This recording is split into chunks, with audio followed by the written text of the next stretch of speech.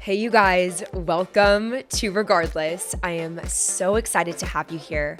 Regardless is the go to hub for tips and tools to keep you going, babe, reminding you that you've got them. Annalie, welcome to Regardless. It's really an absolute honor to have you on this platform. And for those who might not know, Annalie Howling is a performance coach with over 20 years of experience. She's worked with leaders in business, elite athletes, and even members of the armed forces, including the ex-UK Special Forces. Annalie specializes in transitional support, helping her clients break through self-imposed limitations to achieve their goals and move forward with confidence and a more fulfilling life. Annalie, like literally the moment that I found your profile, I was just like, thank God, this is a breath of fresh air. And for me, like as a 26-year-old, it's so important to surround myself with women who I look up to and I feel supported and safe by, especially on social media. So the fact that you're here and I get to share this with you is just like dream. Oh, thank you so much. Thank you for having me here. What an awesome introduction, and it's an honor. It's an honor to get to share with you. And I think we have a real mutual enthusiasm for this space. So it's Oh. going to be I'm super excited. And it is really interesting. My platform is dedicated to 20 something women. And I think one of the main things that we all have in common is that we're really exposed to so much noise on social media, whether it's, the perfect body to, trends, sticking to a certain routine to be optimized. And recently, like, I've been having a really hard time with this and like finding time to find space for myself. And I remember I shared this with you like on our first intro call together.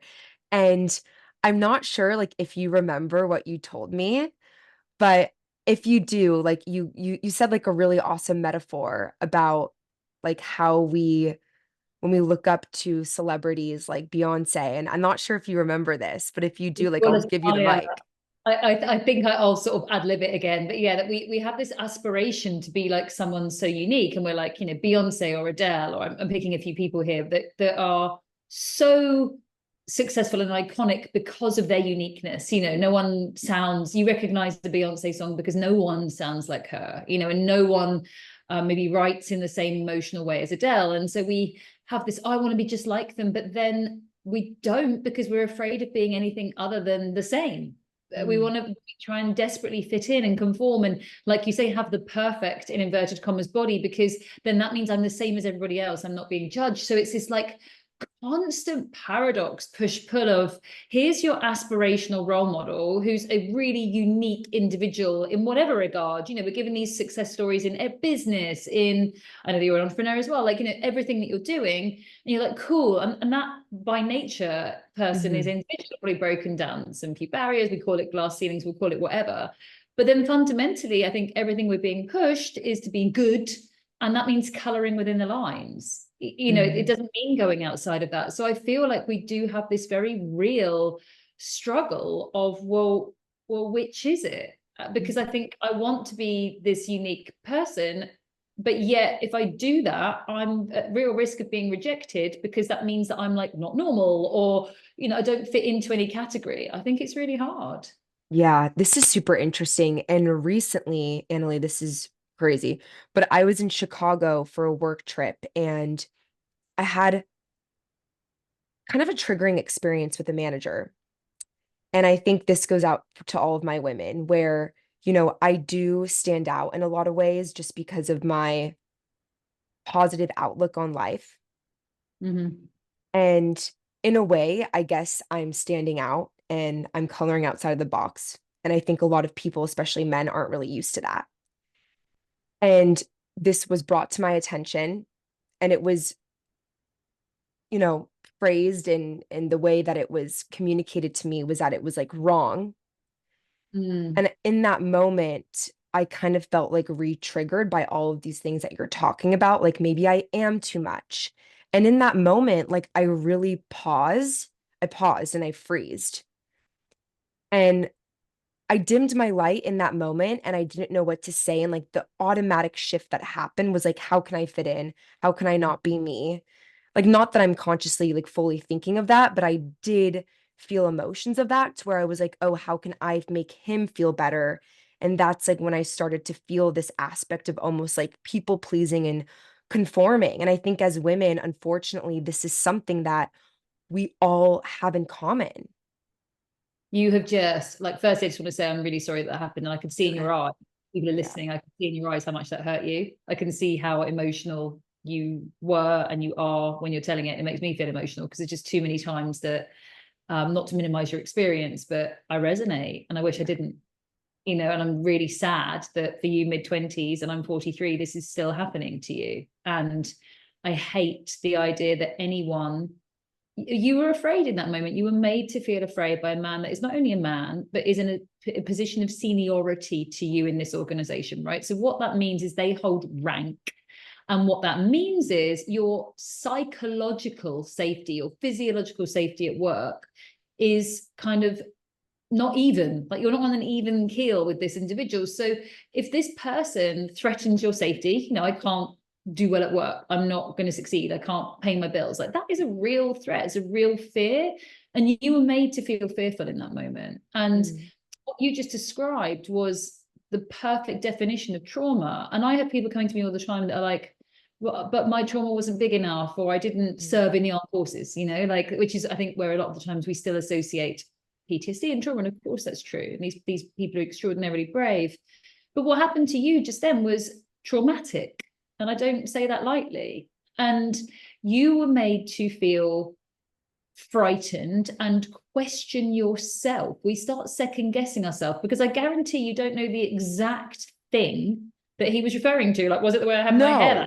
Was it Yeah. was it like the thing I put in the presentation? Was it like, you don't know which bit and so what this means is we're like, shit, I don't know what part of me was offensive or Mm. let's not a good girl or not polite. Let's go back to all the conditioning. And so what we do is we start, like, to your point, you named it, dimming my light, like curling in on myself, just being a bit smaller all round, because Mm. that might keep me safer.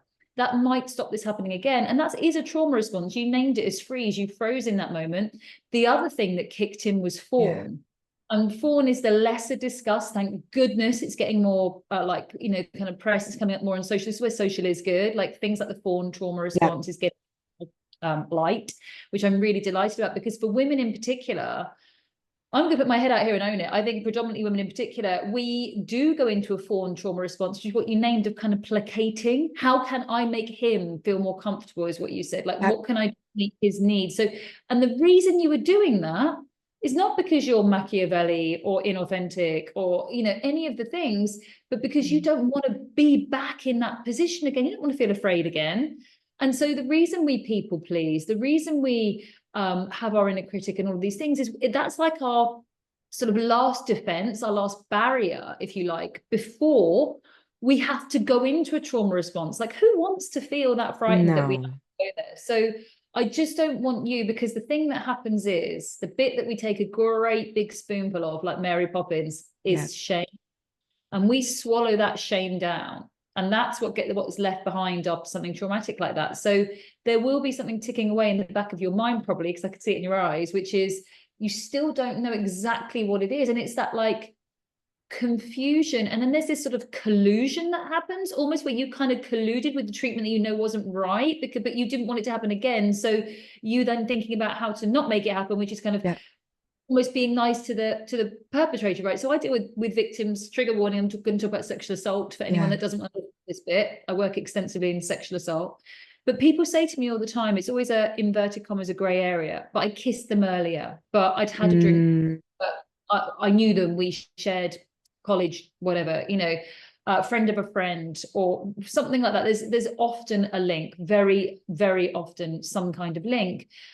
And or after an assault has happened, why would I kiss them afterwards? Why would I reply to messages? Why did I wish them a happy birthday when they done that to me? And the answer is fawn trauma response. You were terrified. That is the answer. So I just want to kind of hold that for you. I don't want to use the word normalize because I feel how painful it is. I just want to hold that and offer that. I really appreciate you saying that. And it is really crazy because like I've had a couple of these moments pop up in like the last couple of months, like maybe three experiences. I'm not sure why it's all happening right now.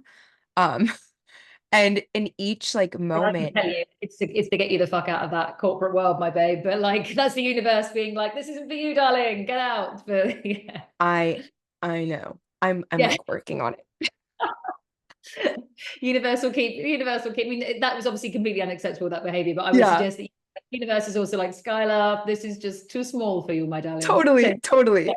But like even looking at some of like my personal relationships, and it's always, I think, with people, especially as women, that we see in our mind's eye as like higher ranking, like you said, like even with boyfriend's parents or Yeah. whatever it might be. And like even for my more personal relationships, and I've had that like almost trauma response where I freeze, I notice within myself that I almost start to like gaslight myself, where I'm like, maybe I'm being too sensitive, maybe I'm being too dramatic. And then from there, like the way that I handle it is automatically going to like, how can I show up to make this person feel better? And I'm just curious to understand from you as an expert, like, why as women, like, do we people please? And what even So does that mean if we break it down? yeah, well, there's two ways I'm going to approach this. I'm going to give you, first of all, kind of, you and I have discussed this. I'm writing at the moment. There'll be a big announcement. I hate people like, I can't tell you. I'm going to fucking tell you. Like, I'm writing a Yes. book. The big announcement will come out, I think, in September. I'll be able to tell you what it's called and everything, but it is about all these things we're discussing right now. And through the process of writing, what I hadn't anticipated was perhaps the emotional journey it would take me back on. But honestly, things I thought I had dealt with. And I include in that stuff that I had absolutely blocked out, which is trauma, Mm, right? So but one of the things, the sort of conclusions, or maybe not concluded, just a hypothesis I've got at the moment, is as women, we are taught from such an early age not to trust ourselves. Be a good girl, go and hug Uncle so and so, go and give them a hug. Abandon your body, go mm, and oh no, come on, we don't act like that, don't behave like that, let's be a good girl, don't say that to them, don't upset them. Oh, and then all these other things that kind of happen. And I'm being a bit stereotypical, but I've got an 8-year-old daughter. I'm a single mum of an 8-year-old daughter. I have to stop myself calling her a good girl. Like, it's so mm, entrenched. And sometimes I do it, and it's like, oh, there's a good girl for tidying up, like, or whatever it might be, like taking her place up. And it's like, no, like, I'm trying not to reward her on that. But it's so deeply entrenched and I'm like awake to it, right? And I still mhm. do it. So it really is endemic. And I've got to this place where I think that as women, like, there's this whole thing about, hey, queen, let me, you and I do actually polish each other's crowns, right? Mhm. Always. And there's this huge movement of we should do that. But for you and we're talking about this now, for you and I Mhm. to really put ourselves out there, and one of the reasons we don't, so one of the reasons we people please is because it is a woman that will be the first to come and tear me or you down. When I get Mhm. trolled, it's a woman. Like sometimes it'll be a bloke saying something shitty and unskillful, but it's oh, who does she think she is? Yep.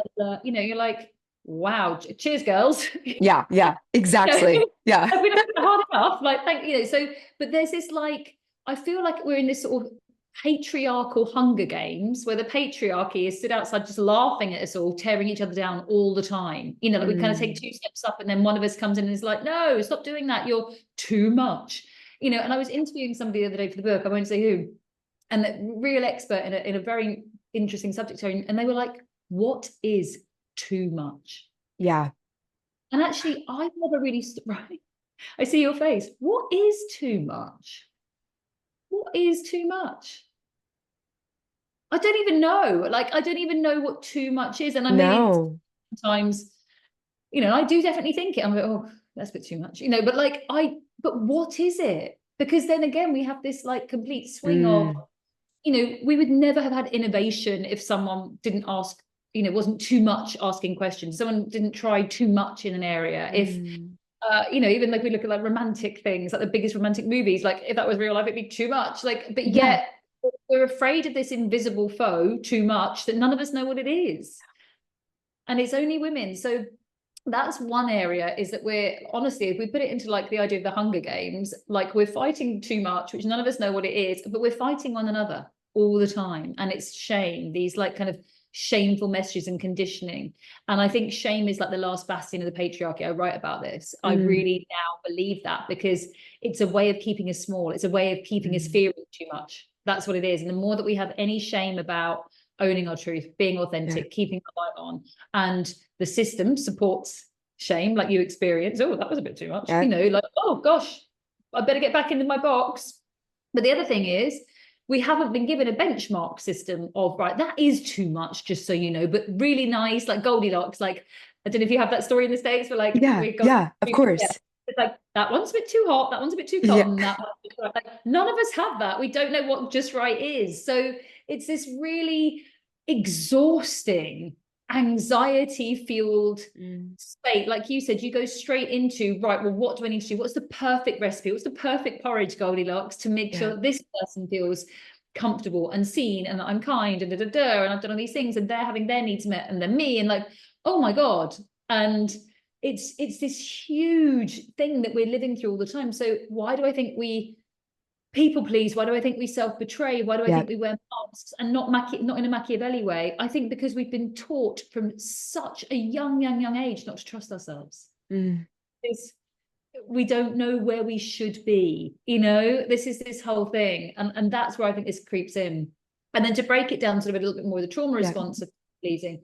Like I mentioned, when you're going to go into trauma, whatever might be happening, like if someone came in to attack me now into this room, I'm going to go into one of 5 responses. There's fight, flight, run for the hills, freeze, stop, flop, pass out on the spot. I always say, you know, you see the little impala deers and they like see a predator and they flop, or I use the example of like a groom at the altar, you know, the funny videos where he gets overwhelmed and you see them like pass out, that's flop.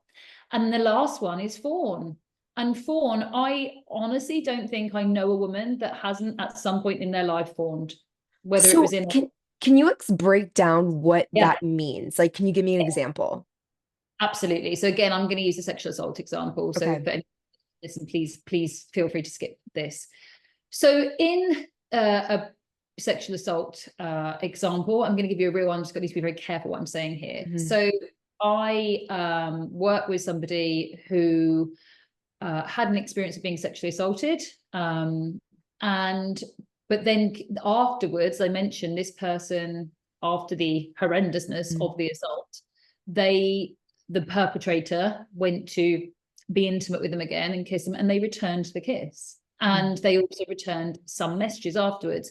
Now, that's because during the assault, which is probably the most horrendous thing I've ever heard in my whole life, your brain, the prefrontal cortex, which I'm tapping the front of my forehead right now, for people that can't see, that goes offline, your prefrontal cortex. So all of your blood is being rerouted to your amygdala, to your limbic system, which is your spinal part. Now, your prefrontal cortex is stuff like lists, times, dates. Your broca's areas just behind it is language. So when people say, I don't remember what he said, I can't remember. Right. But I remember the shirt he was wearing. Or, you know, I'm going to give like a more flippant example, but like an ex's aftershave, someone wearing it walks past and you're immediately taken back to that moment. So, you know, a lot of time people will say, I don't remember what he said, but I could draw you the room exactly. You know, well, there's some details that you keep, because your prefrontal cortex has gone offline because it's not needed right now. I don't need to remember what I need from the shops. I don't need to remember my lecture timetable tomorrow. What I need to do is stay alive. Wow. So the key thing I want everyone listening to this to understand, because the reason we feel ashamed for fawning, we don't understand this one key piece of information. You do not get to choose your trauma response. It is chosen for you. It fires so much faster than thought, than cognitive thought. Your limbic system, your amygdala, the reason we go there for survival, all the blood, everything, because it is so quick. It's designed to keep you alive.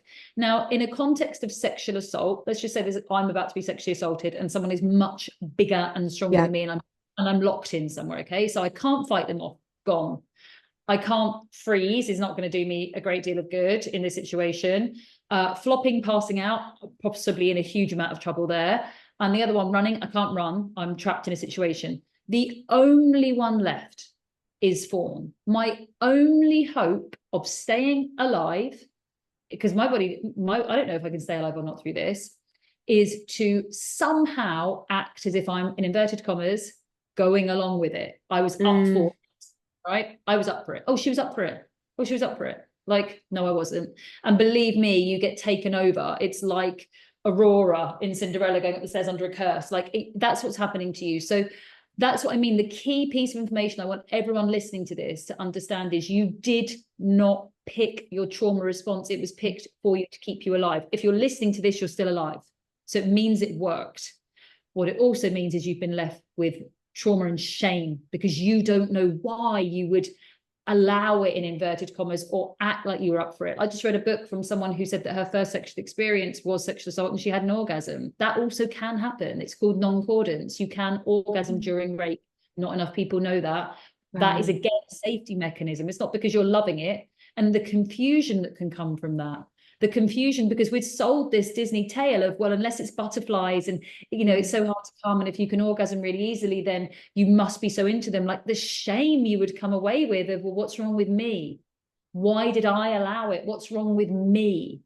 Then that's when this really kicks in. I can't trust myself. I can't trust my choice.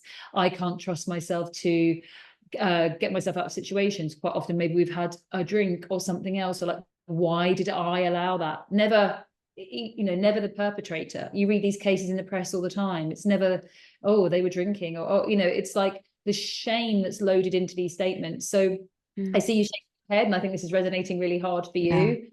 This has happened to me, you know, and it's, I think, which is why I can speak about this seemingly so easily, but I also deal with people every day, and the stories that I hear and that I've heard, family members, you know, like all sorts of, and then the collusion afterwards as well, like that person sending you the message and then you feel terrible that you've replied.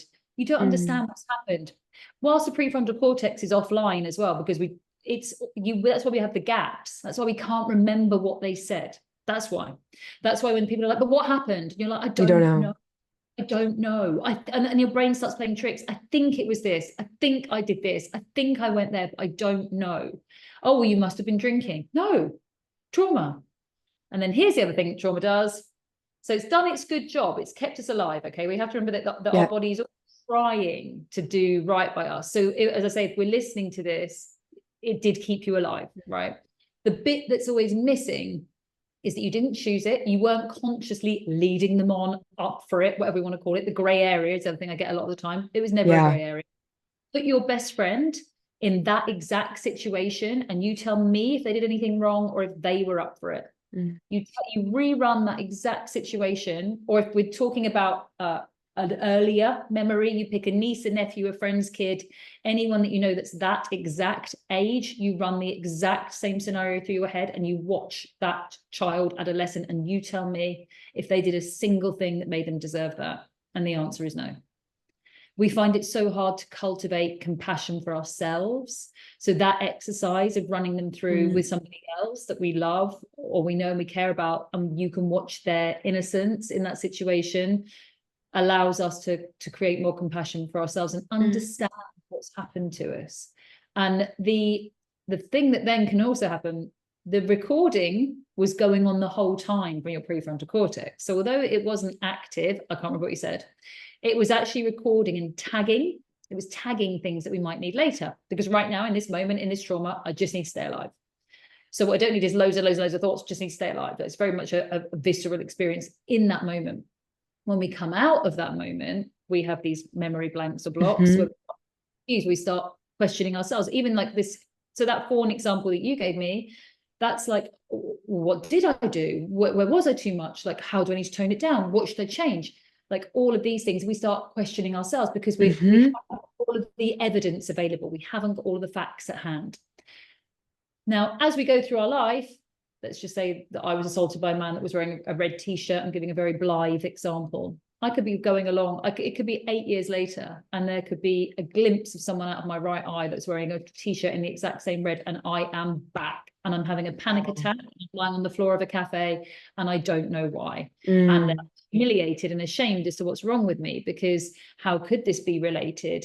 And then I think I can't go out to cafes anymore, so I start ordering in, and then I stop Mm. going out to the supermarket and I order that as well. And then I tell myself that I don't like going on planes at certain times of day because it's too, Wow. and maybe I won't go to Italy anymore, even though it was my favorite holiday, and instead I'll just take the train somewhere because that feels safer. And that is trauma. Wow. The domino effect is insane.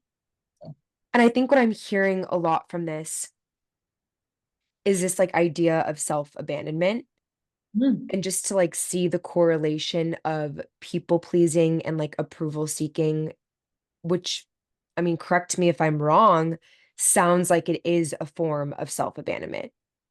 Yeah, it's because we, like I say, we haven't had, if we've experienced trauma, which most of us have, Yep. we question ourselves, we're doubting ourselves. So therefore, if I can't trust me, I better refer to other people.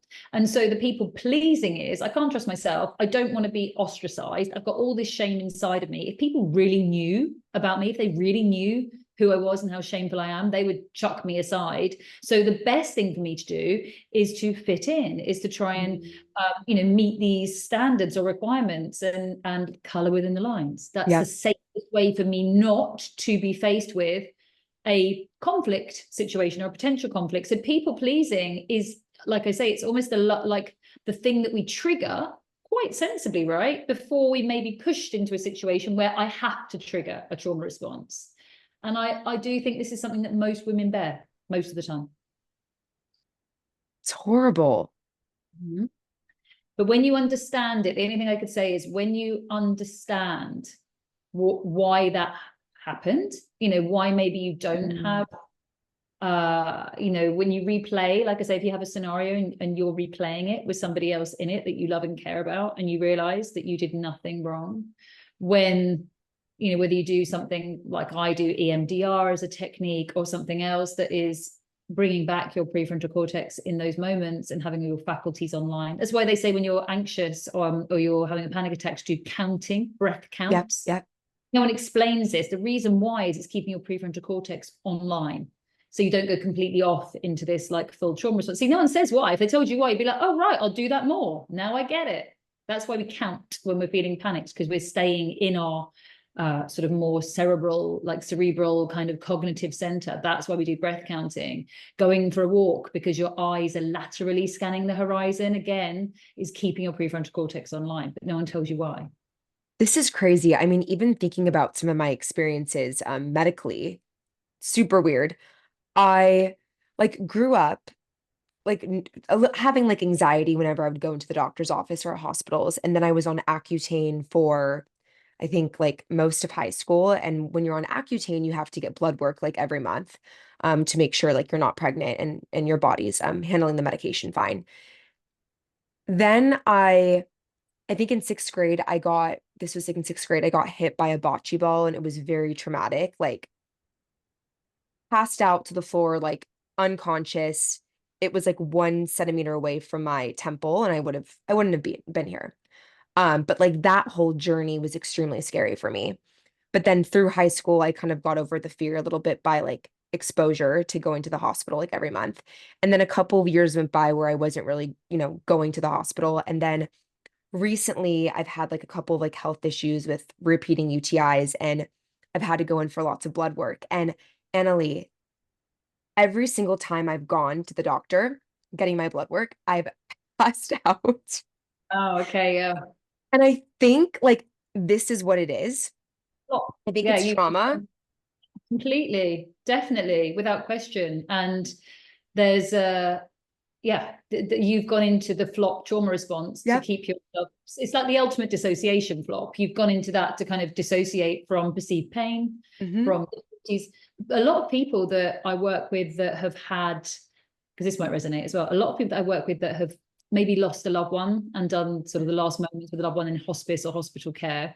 I've had a lot of people that I've worked with. They suddenly find themselves having trouble traveling and they can't work out why.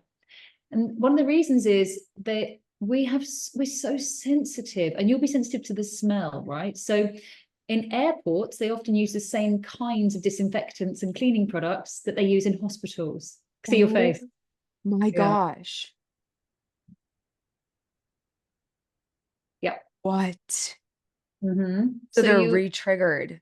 yeah, so a lot of Yeah. people are all of a sudden like, why can't I take on a flight since my dad died? It's not that. It's that God love you. You spent two of the most difficult weeks of your life at the end of life with one of your parents, and then you don't know why, but we tag, we've tagged, and you've gone back in and you've been completely overwhelmed, and that's causing this horrible feeling. But now we're in a different place, and we're like, but why am I feeling like this in this place? And Mm. we start making different choices. So, yeah, for you, there's definitely trauma rooted, and you were younger then. I hope it didn't happen, but I suspect it did. There's a hierarchy, rank, medical, Mm. silly girl, like all of this kind of thing. And like, it also, I mean, it's pretty horrible being tested from young, like, are you pregnant? Shame, get the shame bell out again. Hope you're not pregnant. Let's get the shame bell out. Like, oh God, what if I'm pregnant? Whoa. Like being shamed, being judged, being tested, being like, I mean, I don't know how it works in the States exactly, but when you're 16 in the UK, you get this invitation, and it's not to a party, it's for a like pap test. It's for, we call it a smear Yep. test, Yep. a gynecological exam, which for anyone listening to this is absolutely horrible and incredibly Horrible. painful. And you're winched open with this great big metal thing and oh, this doesn't hurt.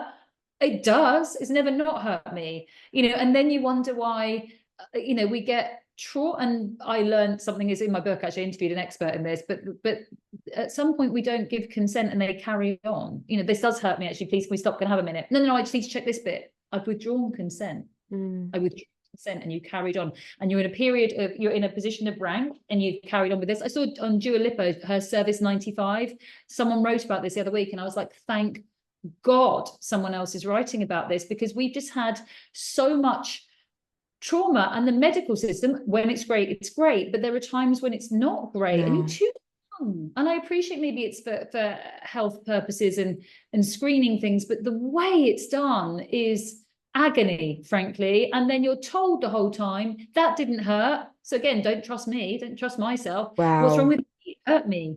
I'm feeling I felt too young to be exposed in that way, in that position in front of strangers, and I wasn't ready to be opened up in that way, but here I am, and I'm told that I'm wrong for feeling anything. So we learn to close it down, and then we wonder why we struggle to achieve pleasure. Like, there's so much. These messages are everywhere. I mean, even thinking about like the pap smear, like recently my gyno, she's a woman, she left, and I had to go in to get a pap smear. And they told me that there was a man who was going to be my doctor for the day. And like, I'm not comfortable with that. Like, I was like, not feeling this.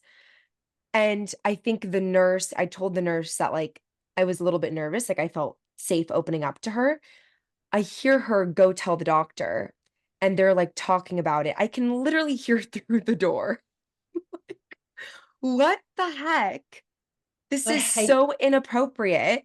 And like here I am spreading my legs, like pardon my French, but it was so invasive. And just the fact that like in that moment, I remember like gaslighting myself. I'm like, I'm making a bigger deal out of this than it really is. Like it's a doctor, like all of these things. And it's just crazy when you highlight this and we break it down and we actually sit as women and be like, this is actually like not okay. And we have every right to not be okay with it.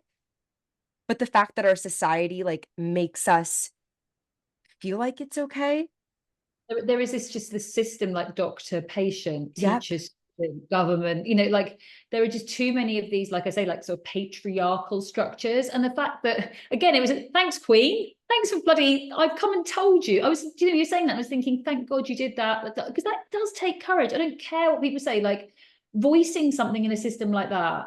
Mm. Actually I don't feel comfortable. Please, could I have a lady? Like, that takes guts, because you do feel like you're going to get judged, and then you've been confided in another woman who's meant to be polishing our crown, and she's gone off to like basically mock you. Oh, Yep. thanks, Beck.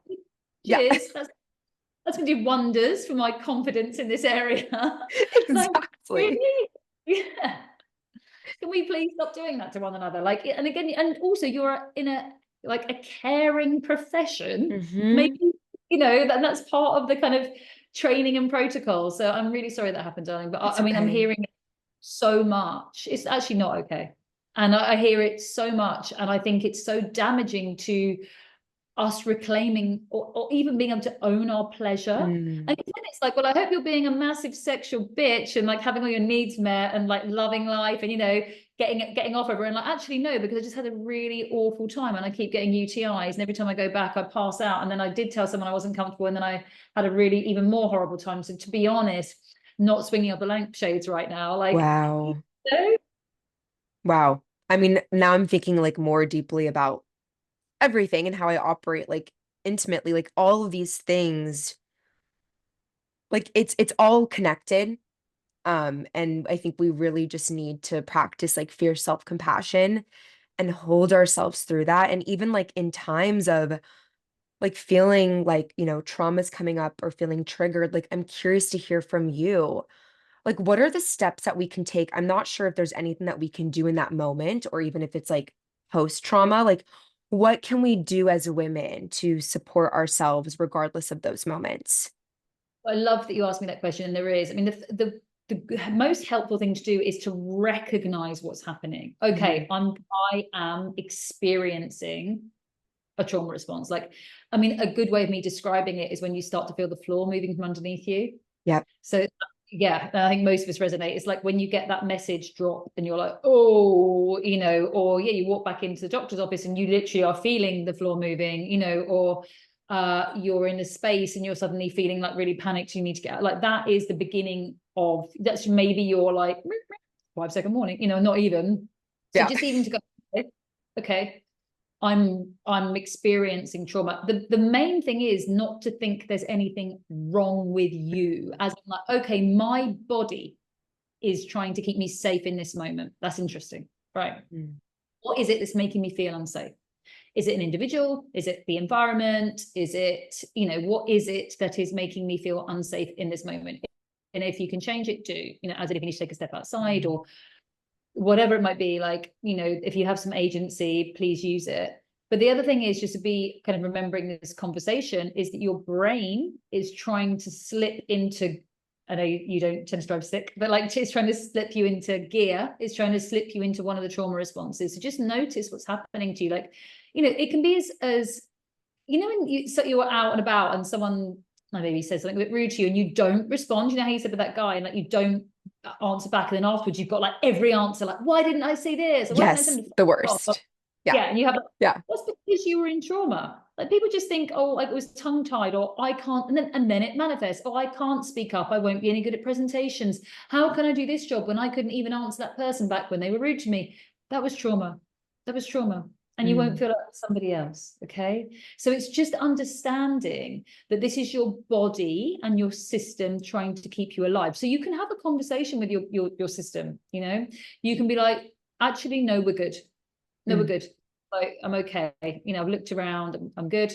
Or like I say, when you can start feeling, if Mm. you're aware of what the trigger is, like place, people, thing, if you can remove yourself from that for a minute or remove the offending article, then good, because you understand what's happening there.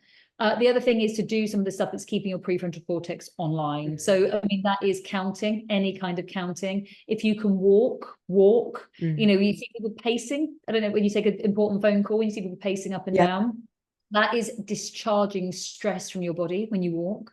So it's Wow. always good to have like, I don't know, maybe if you're going to have a difficult conversation, if you're walking, your eyes are laterally scanning, as I mentioned, the horizon. Lateral movement is also keeping your prefrontal cortex online. As we move, we're discharging stress from our body. As well, you might see people like tapping their legs or shaking it, you know, Yep. that kind of like anxious tapping. You can also do some tapping. You can do some tapping and you can do some breathing, like whatever works for you. So, but for me, and there have been some situations that I've walked into and I've almost blacked out, as you did, and hospital settings from having a horrendous thing happen to me before and not putting two and two together, and then walking in for what should have been something quite nice and going like Yeah. literally.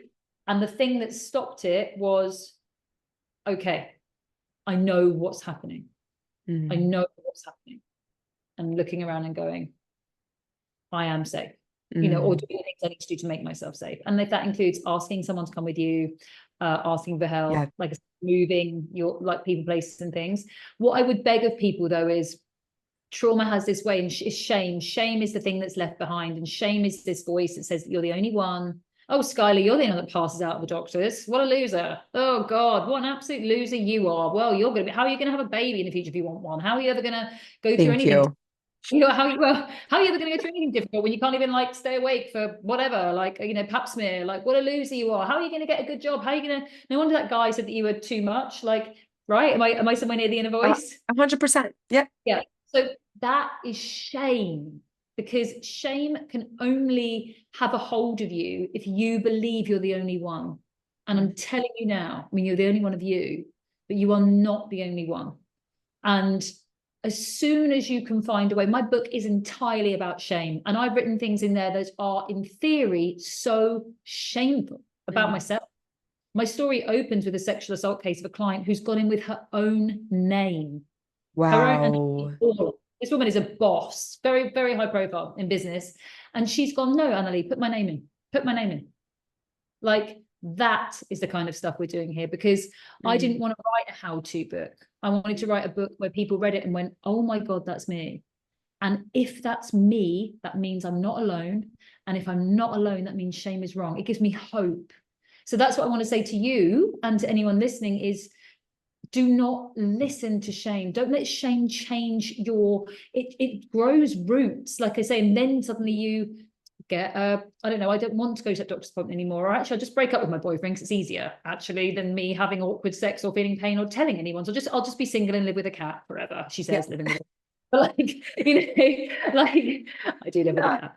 So like all these sorts of things, like we do suddenly find reasons and excuses, which initially started as because we were confused and we didn't know what to do, but then we've changed the shape of our life, and we don't believe our potential is possible because shame's telling us a different version of things.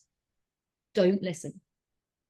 I literally got goosebumps and a little bit emotional. So I could not be more excited to read your book. And the fact that I love what you said about that it's not a how-to and you're sharing stories. And I think the community part of this is so critical. And I think that's one of the reasons why I love having this platform, because I have girls listening and women who they're like, that is me.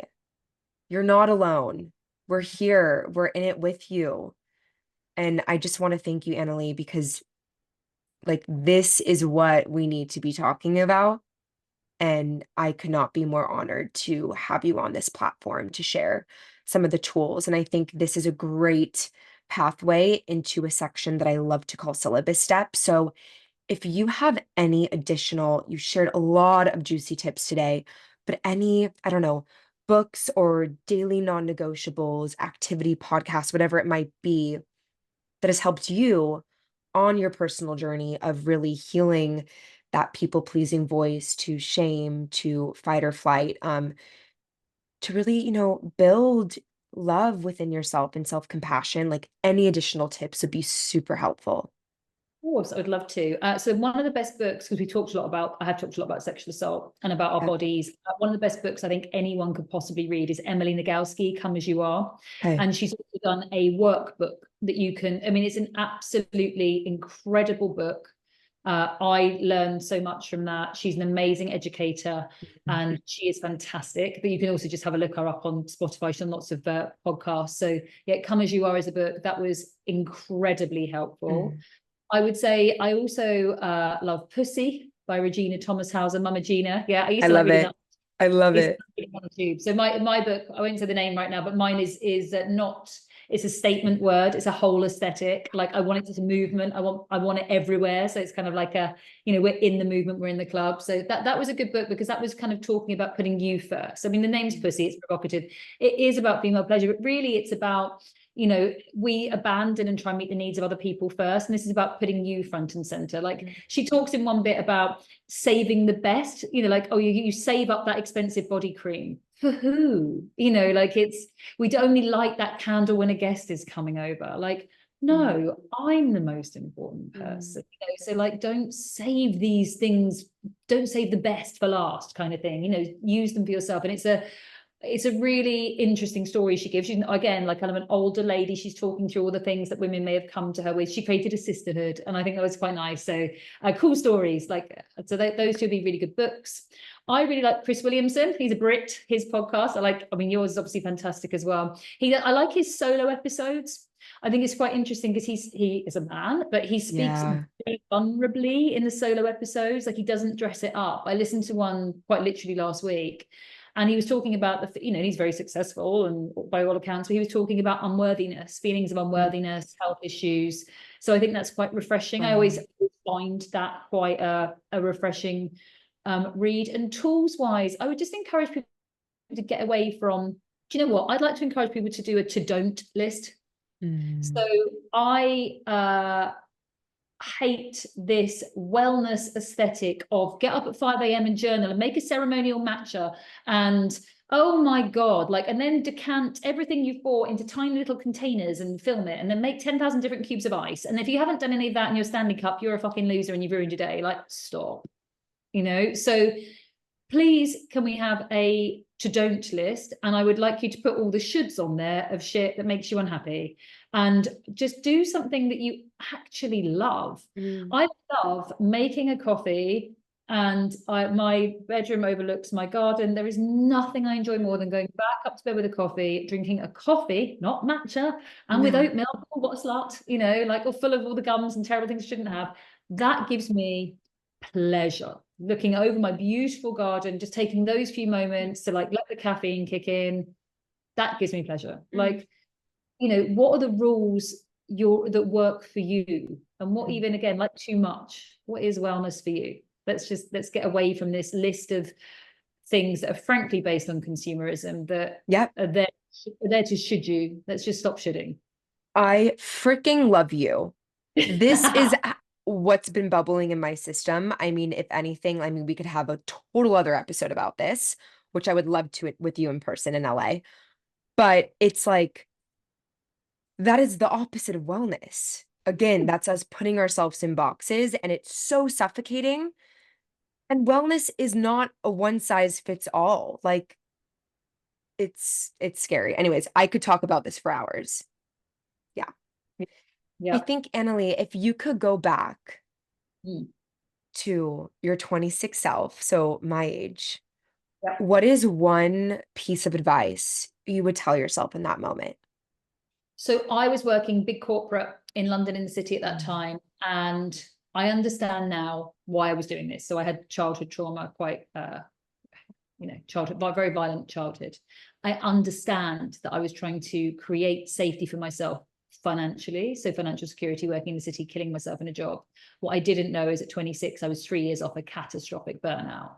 So, and that was completely armoring. I was living with armor. I wouldn't be vulnerable. I learned to push my emotion, my sensitivity, my feminine self, if you like. I lived out of my masculine because it kept me safe. So I have huge compassion for that version of me then, but it's been the biggest piece of work for me to embody that and speak to it and be able to be vulnerable. So I would give her a massive hug and say, babe, it's okay.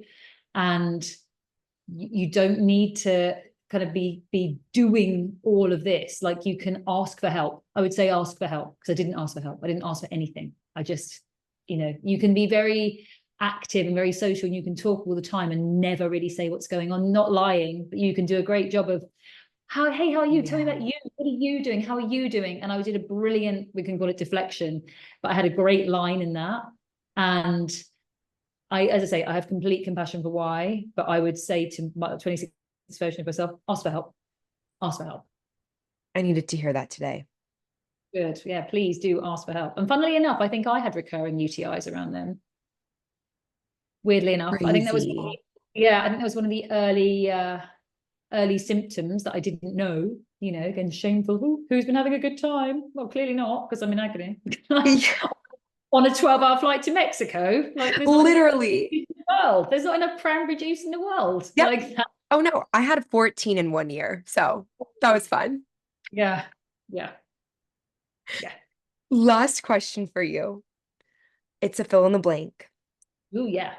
Regardless of blank, I am blank.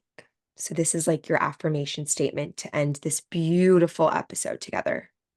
Regardless of limitations, I am free. Cheers, beautiful, incredible. New episodes drop every Monday on Apple Podcasts, Spotify, and YouTube.